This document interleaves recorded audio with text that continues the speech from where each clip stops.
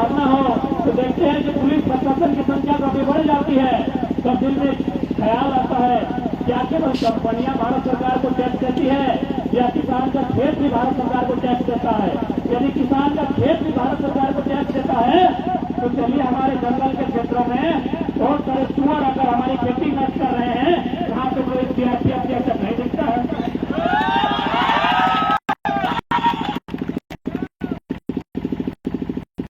इसलिए मैं क्योंकि यहाँ जितने भी पुलिसकर्मी तैनात हैं, चाहे सियासत के हैं या झारखंड पुलिस के हैं, भले आपकी ऊंचाई 170 सेंटीमीटर है, लेकिन आपके सीने में 12 सेंटीमीटर का दिल भी है, इस बात को याद रखिएगा। जितने सारे लोग हैं पदाधिकारी, उनसे भी मेरा निवेदन होगा कि हमारी लड़ाई सिस्टम से है। हम जानते हैं हमारे लोग भी पुलिस में बहुत ज्यादा है और आप लोग भी मिडिल क्लास फैमिली से हैं। आप भी किसी गरीब किसान मजदूर मिडिल क्लास फैमिली का बेटा बेटी है, इसीलिए पुलिस और थर्ड और फोर्थ ग्रेड की नौकरी कर रहे हैं। लेकिन सेठ लोग का बेटा जिंदगी भर इसमें रह जाएगा, पुलिस की नौकरी नहीं करता। तो मैं आपसे विनम्र प्रार्थना करूंगा, क्योंकि यदि आपको ऊपर से कभी आदेश आए लाठीचार्ज का, तो इसीलिए मैंने कहा क्योंकि हम लोग भी फॉर्म भरे हैं। हालांकि कुछ कारणवश हम लोग छट गए हैं, हाथ में गोगना उगना था, तो 170 सेंटीमीटर मांगा जाता है सीआरपीएफ के लिए। 170 सेंटीमीटर की आपकी हाइट है, लेकिन 12 सेंटीमीटर के जो बिल है आप उसमें झांक कर देखिएगा कि आज क्या जो व्यवस्था है। ये जो कंपनी आप देख रहे हैं जिनमें आप ड्यूटी करने के लिए आए हैं, ये हमारे पूर्वजों की जमीनें हैं। इन पर हम लोग खेती करते थे, इस पर हम लोग अपना अनाज उगाते थे। आज हमारे पास कुछ नहीं बचा है, और एक तो मुठ्ठा नहीं, एक तो कट्ठा नहीं, एकड़ से एकड़ हमारा जमीन अधिग्रहण किया गया है। तो आप लोग बताइए हम लोग कहाँ गलत है? हमने तो कोई सोना चांदी नहीं मांगा है, न इनसे हमने अधिकारी रैंक का सीएमडी मैनेजर का नौकरी मांगा है। अरे हम लोग तो इतने कमजोर हो चुके हैं कि हम लोग तो चौथी ग्रेड की नौकरी मांग रहे हैं। हम लोग इतने डरे सामने हैं, हम लोग इतने कमजोर लोग हैं कि हम लोग तो चपरासी की नौकरी मांग रहे हैं। गनीमत है ये महाराष्ट्र नहीं है, ये महाराष्ट्र नहीं है। नहीं तो वहां एक ऑटो ड्राइवर आपने पेपर में पढ़ा होगा, एक ऑटो ड्राइवर एसपी से कहता है तुम मराठी जानता है, नहीं जानता तो हत्या करता है। एक मामूली ऑटो ड्राइवर एक आईएएस पदाधिकारी से जिला के सुप्रिंटेंडेंट ऑफ पुलिस उससे आंख मिला के बात करता है कि क्या एसपी साहब आप मराठी जानते हैं? अरे नहीं जानते थे, घास खेल रहे क्या? लेकिन ये झारखंड है, ये झारखंड है, और ये झारखंडी है। इनका दिल कितना बड़ा है, इतना बड़ा दिल है कि इतना बड़ा फैक्ट्री लगाने दिया है। ऊपर से इन लोग मजदूरी नहीं कर सकता है, इन लोग फोर्थ ग्रेड का नौकरी नहीं कर सकता है। और इसीलिए पैसे कितना आ रहा है, हम पूरे दावे के साथ करते हैं उनका एक हिस्सा जमीन कंपनी में हो गया। कितना ये फॉर्मूला ये भारत सरकार और झारखंड सरकार के लोगों लगाते घूम रहे हैं। उनसे पूछिए माननीय सियासत के अधिकारी, उनका एक हिस्सा जमीन में गया होगा। हमने अपने पूर्वजों को खेत बर्बाद किया इस कंपनी में, और आज हमारे लोग भूख हड़ताल पर बैठे हैं, आज हमारे लोग धरने पर बैठे हैं। क्या यही दिन के लिए भारत एक लोकतांत्रिक देश के रूप में परिवर्तित हुआ है? क्या इसी दिन के लिए भारत के लोकतंत्र की स्थापना हुई है?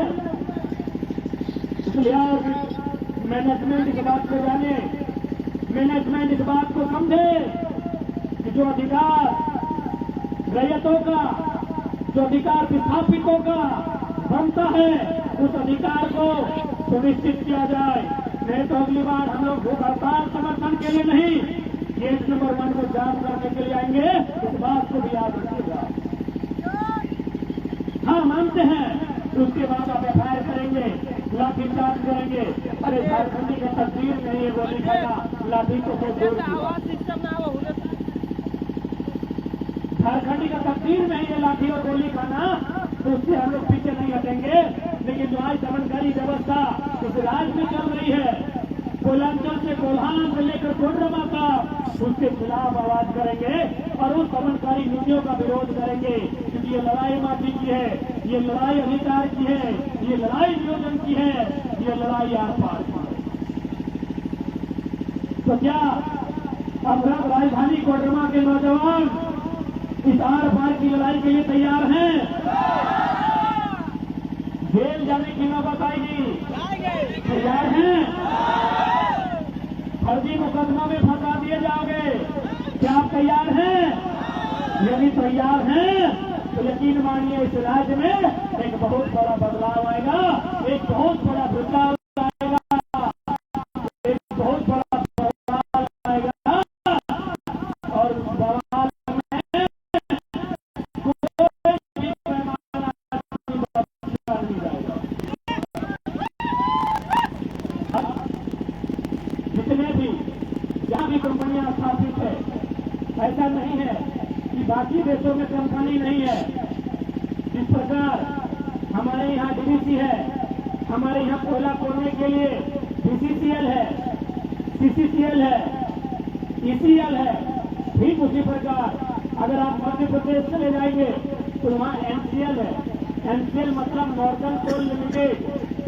अगर आप महाराष्ट्र चले जाएंगे तो वहाँ डब्ल्यूसीएल है, यानी वेस्टर्न कोल लिमिटेड।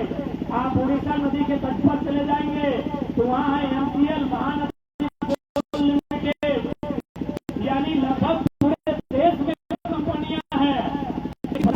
लोग भारत के साथ दुर्व्यवहार करते हैं। मैं आपको एमसीएल की जानकारी बताना चाहूंगा। एमसीएल में जब भी किसी का जमीन लेना हो, सबसे पहले वो एक टीम का गठन करती है और उस टीम को उस गांव में भेजती है जिस गांव में जमीन अधिग्रहण करना हो। फिर क्या करती है, सर्वे बना के जिनका जमीन लेना हो उन्हें जमीन अलॉटमेंट करके देती है और साथ ही उस जमीन में उन्हें घर बना के देती है। इसे आप ताज्जुब करें, यकीन करें या ना करें, इसी देश में एमसीएल जिनका जमीन लेती है घर बना के देती है और झारखंड आइए घर तोड़ के जमीन लेती है। झारखंड में घर तोड़ के जमीन लेती है। इतना अन्याय पूरे ब्रह्मांड में नहीं होता है जितना झारखंड के साथ होता है। कुछ दिन पहले हम लोग रोहतास में आंदोलन कर रहे थे। वहाँ कंपनी का धुआं से 3 बच्चा को कैंसर हुआ है, जिसमें एक बच्चा कैंसर से मर चुका है। तो जब इस तरह कंपनी का गेट जाम हुआ तो सरदार जी आए, बोले काहे गेट जाम किए हैं? बोले हमारा एक बच्चा कैंसर से मरा है। बोला कंपनी इतना घटिया कैसे होगा?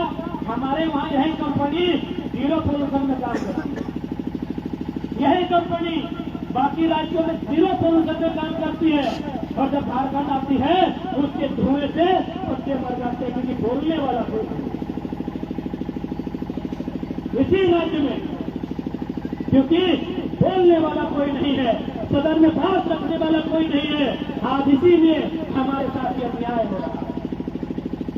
इसलिए आज अब हमें जो आंदोलन हम लोग सड़कों पर कर रहे हैं, जो आंदोलन आज हम लोग कंपनी के गेट के सामने कर रहे हैं और जो बातें रख रहे हैं, ये बातों को हमें सदन में रखने की दरकार है। यदि आप सदन में लोगों को चुनकर नहीं भेजते हैं तो आने वाले 20 सालों में